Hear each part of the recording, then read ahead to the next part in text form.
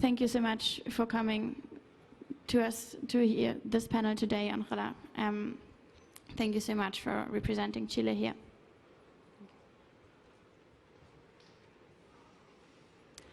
The cameras of the world don't often look at the global south.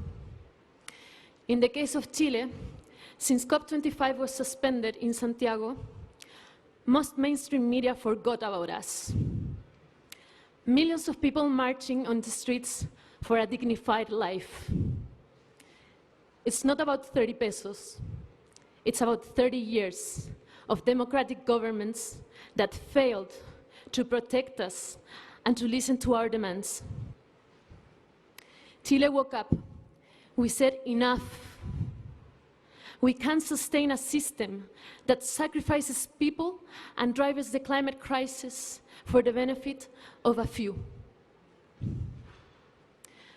As a response to the unrest in Chile, the government declared a state of emergency.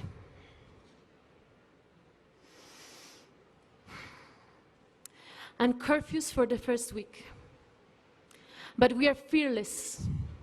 We continue to flood the streets, even if we are risking our lives. We are redefining our future and pushing the limits of what we think is possible. Chile woke up, and the world is waking up too.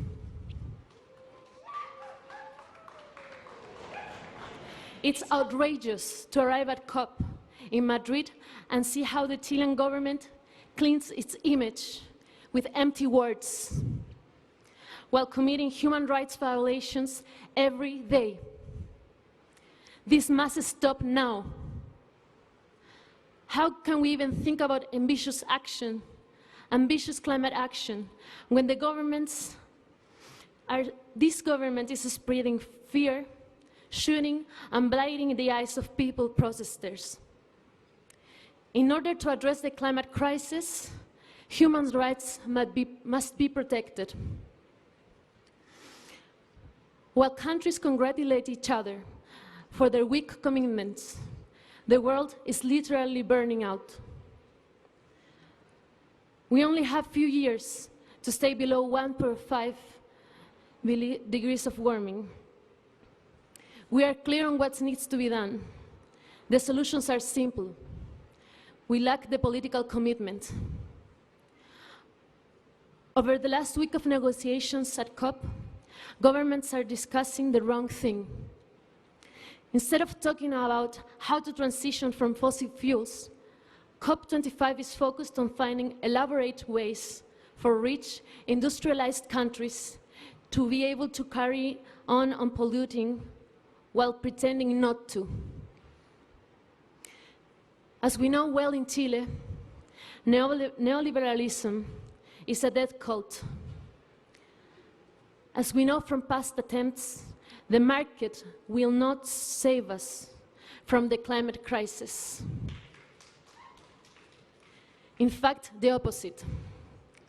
The conversations that governments should be having are actually about the real current impacts of climate change that communities around the world are facing, like my friends have described now.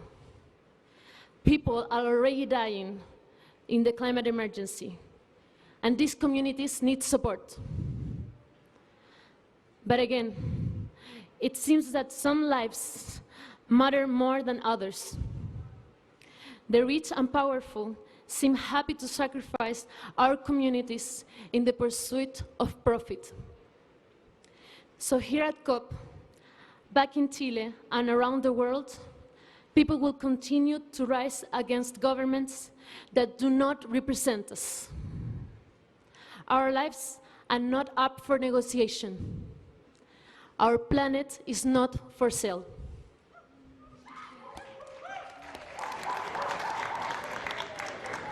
Thank you so much, Angela.